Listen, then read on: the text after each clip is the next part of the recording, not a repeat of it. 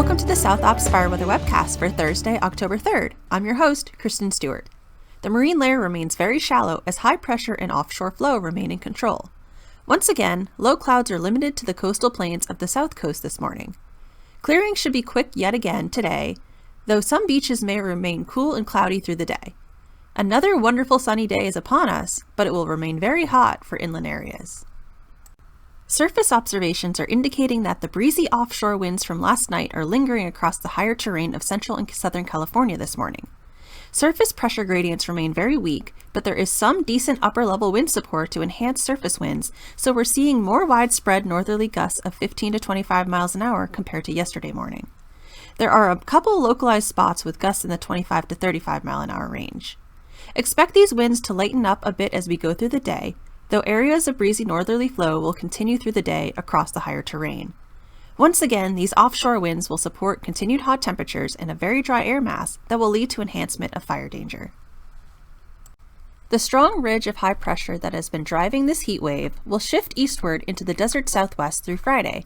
Then it will remain in place into next week, keeping very warm and dry conditions in play. We will finally get some relief as we get into the middle part of next week, as a troughing pattern develops off the coast that will serve to weaken the high pressure and lead to a gradual cool down. As the ridge shifts to the east, temperatures across inland areas will cool a few degrees today and Friday. It will not be very much, however, as highs will remain in the mid-80s to low 90s across the lower mountains, upper 90s to 105 degrees in the valleys and high desert, and around 110 in the low desert.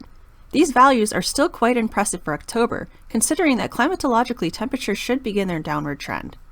These temperatures are in many cases 15 degrees above normal for this time of year, and much of the region will remain under heat advisories or excessive heat warnings.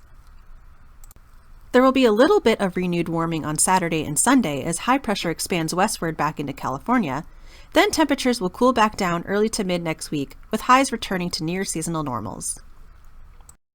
Minimum humidity will be mainly in the upper single digits to around 20% above and inland from the shallow marine layer influence through early next week.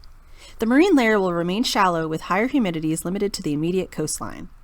As high pressure weakens early to mid next week, minimums will improve to around the 15 to 30% range away from the desert, and the marine layer will deepen. There will be poor overnight recoveries in the deserts and many mid and upper slope areas tonight. Areas of poor recoveries will become less expansive each night going forward. As for winds, there is still good confidence that winds will continue to remain mostly light through early next week. As high pressure remains in place, periods of light offshore winds will likely continue across the higher terrain of central and southern California, likely strongest during the night through morning hours. Maximum wind gusts will be mostly 25 miles an hour or less, though isolated windier spots may gust to 35 miles an hour or more. The late morning and afternoon sea breezes will likely continue over the lower elevations near the coast, but winds will likely remain offshore for most mountain areas prone to north to east winds. More typical onshore flow will likely return to the region by mid next week when the high pressure weakens. As a result of the very hot temperatures, dry air, and fairly breezy offshore winds, there continue to be red flag warnings in effect across portions of the higher terrain of central and southern California. These are all in effect through this evening in tandem with the hottest and driest conditions. Due to the heat, mixing heights will be very high, which will allow for the potential for any fire, new or existing, to exhibit dangerous plume-dominated fire behavior. In terms of our fuels conditions, the chart of 100-hour fuels for South Ops as a whole illustrates a very telling story. Thanks to these current hot and dry conditions, 100-hour fuels and finer have dried out significantly and are pretty much at the same level as they were during the heat wave of early September when we had that Southern California fire outbreak. Unfortunately, the longer range forecast indicates that warm and dry conditions will continue through October, so we will likely not see much in the way of improvement anytime soon. To put it all together, the continued hot and dry weather will likely increase the threat for new large fires through early next week. The area-wide new large fire probability remains in the elevated category, which is highly unusual for this time of year considering that the average daily large fire start probability in October is 5%. Given the fuels conditions, the hot and dry conditions can support large fire activity even in the absence of strong offshore winds.